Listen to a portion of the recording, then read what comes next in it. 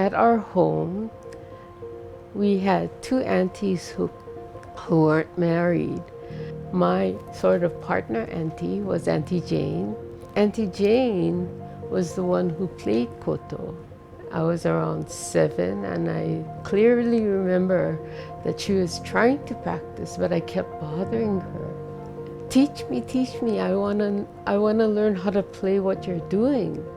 So much so, she stopped her practice and had me sit down, put my hand where the strings are supposed to be, your hands are positioned, and she kept adding to a song that she wanted me to learn. After a little while, I couldn't remember what I was doing. I got really frustrated and told my auntie, I don't want to do this anymore. And my auntie said, no, you're going to keep playing because you bother me so much. I'm trying to practice and you're trying to interrupt me. So I had to keep trying, but the more I tried, the worse it got. And so finally I started crying out of frustration, and she let me cry a little bit. Then she told me to get the hairbrush from the dresser. She brushed my hair. I had very long hair at the time.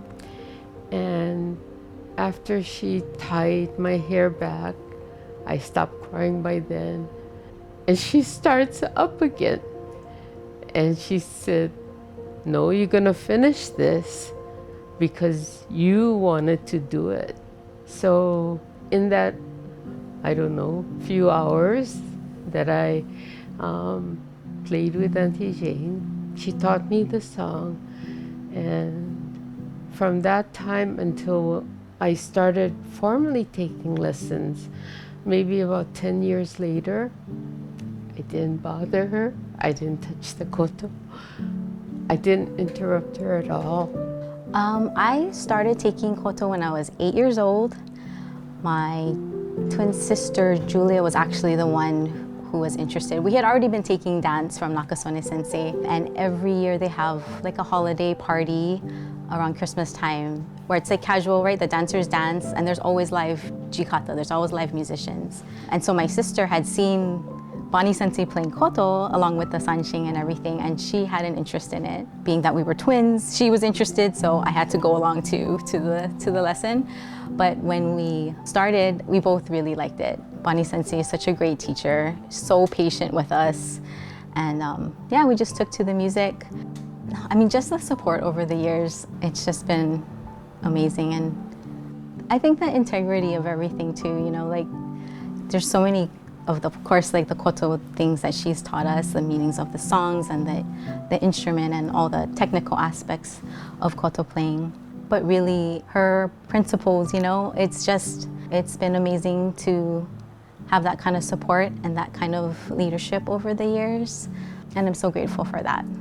If I'm not mistaken, I was about 2.5 when I started taking dance lessons. I pride myself in the fact that I've been a flower girl many times, but the very first time I was a flower girl, I think because I was there already, my mom's cousin had asked if I could dance at the wedding too. So Bonnie Sensei actually came to wherever that venue was and got me ready, like hair, makeup, kimono and stuff. As an adult now, like you kind of realize like she really wanted us to, you know, put our culture out there. And so that's how dedicated she is to everything. So she had that, or some organization will say, can you write a preface for our cookbook, or, you know, talk about textiles? So she'd spend hours putting in the research and writing out the material and doing the presentation and everything. But she never took credit for it. There was always somebody else that said, oh yeah, I did it. And it would kind of be aggravating, but it didn't matter to her because what was important was that Okinawa was featured. She didn't have to be featured. Her name didn't have to be on it, despite spending hours and hours of work on it. So that's my sister. It's has a wide range of meanings, but the most, I think, significant for me personally is to be able to share aspects of Okinawan culture that I've been privileged to learn, whether it's dance, music, textile arts, to convey this to another generation or another audience so that perhaps they can get a glimpse of something special about Okinawa.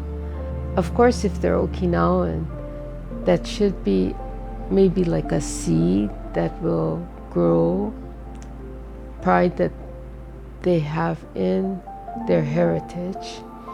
And if they're not Okinawan, if they find these stories or examples as being special, then maybe they will also look at their own heritage and find something that's special that they can be proud of and transmit to the next generation or community. While you speak to Bonnie, while she gets draws all this information from you, within 5 minutes, she can make a thread, a connection to Okinawa, to the village they're from, how many children were in the family. And the more she spoke to you, because she was so involved with weaving and the arts and dancing and music, sometimes that information was actually a rope to Okinawa. So it depends, but every time you met with her or anybody met with her, they'd walk away with a wealth of information and something. She wanted them the way my grandparents and my parents wanted us to be. They wanted us to be proud that we were Okinawan, and that's what she wanted to pass on to these people. Congratulations on your retirement and being the Legacy Award. Thank you so much for working so hard for the Okinawa and Hawaii many years. I really appreciate, not only our library and the Okinawan residents appreciate for that.